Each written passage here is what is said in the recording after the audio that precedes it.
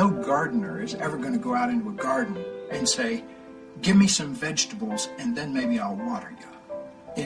That's not the way manifestation occurs. What you do is you go out and you tend to the vegetables and you water them, and then, the harvest comes. So if you're giving out a feeling of, I'm okay, I'm good enough as I am, and I am acceptable, and I love life, and I love me, and you start having gratitude for yourself and for life, then life treats you differently because you are having a different vibration that you're giving out and getting back. And that's when things really start to flow. What was interesting, the challenge for me was that I thought there was limits to how far you could take this. And I have to credit Louise Hay as the person who opened my eyes that it's unlimited. She did it on her own. A woman publisher who has changed millions of lives worldwide. In her house overlooking the ocean, in her organic garden, in her beautiful koi pond, to me were just physical representations of heaven on earth that she had made with her own thoughts. No one inspired someone by being sick or broke or poor. If you want to help someone, you let it shine. You become that beacon on the hill. The universe loves grateful people. The more grateful you are, the more you get to be grateful about. It's that simple.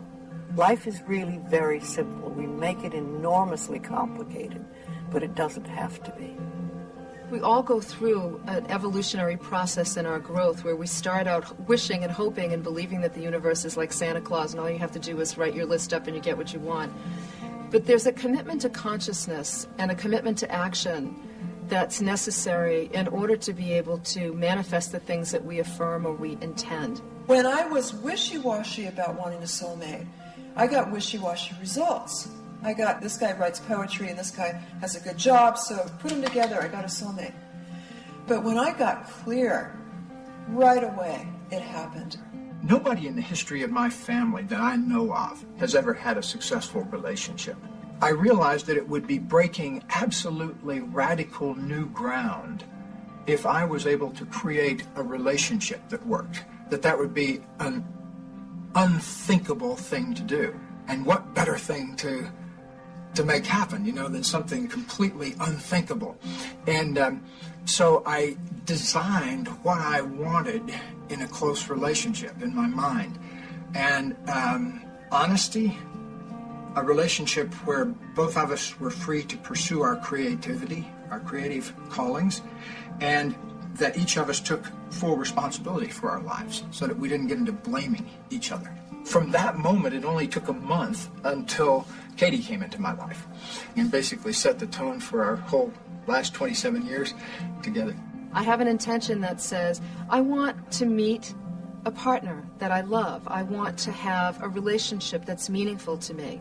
But then the next question I ask myself is, how do I need to grow and evolve in order to become that partner so that I can attract that partner to me?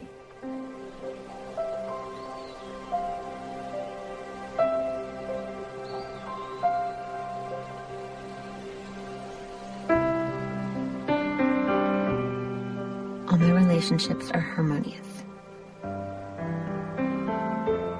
I'm deeply fulfilled by all that I do. Every experience is a success.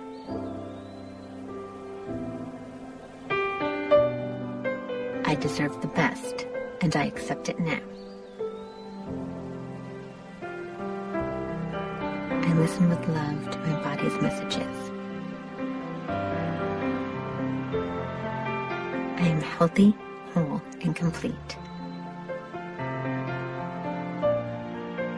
I express gratitude for all the good in my life. Each day brings wonderful new surprises.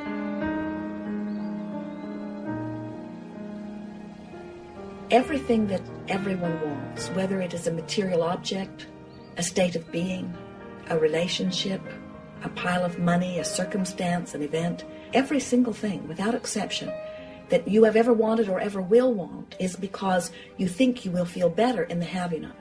So, if you will let your primary intention be to feel good, you will work all of the wrinkles out of this evolving journey that you're upon. This is how it's worked for me. Every time I've visualized or affirmed I get this inner roadmap given to me in the form of gut feelings that are repetitive, that urge me to take action, or visions. I was married to a man who decided to control me by telling me how awful I was. And I believed him for a long time, and my self-esteem just plummeted. I didn't think that I could do anything in the world except for be a wonderful mother to my 2 sons, which I think is an important purpose. But there was something more. I would pray all the time, tell me my life purpose. I kept getting these visions to go give speeches, and I didn't know how to do it. Because what could I, this person who didn't have any confidence, possibly teach anyone? What I later learned is that we don't have to worry about how to put our visions or our dreams into reality. All we have to do is follow the guidance that we get one step at a time. It's very common for us to overwhelm ourselves, to frighten ourselves by thinking about the end result. It's so big. Here I am as somebody who wants to write a book. Oh my God, how am I going to write a bestseller? There are things you need to learn between A and Z that you can't complete Z until you learn them. Overcoming self-doubt, for example, is one of those things. And so that's why you take step B, because maybe you just have a little bit of self-doubt about going to the bookstore to buy that book on writing a book proposal. It's not enough just to ask. It's not enough just to have positive thoughts. You've got to follow the guidance you get as a result. Sometimes people tell me that they feel like their prayers are being ignored. Because the universe gives us little baby steps, one step at a time, it's often unrecognized when you're told to go read a book, take a class, call someone, write a letter. But if we do step A, then we're given the next set of instructions, step B. Then we're given the next set of instructions, step C, and it takes us step by step to where we're going. As your desire is moving and you are moving in the direction of it, you feel the ease of that. It's only when you turn in opposition that you feel the resistance of all of that.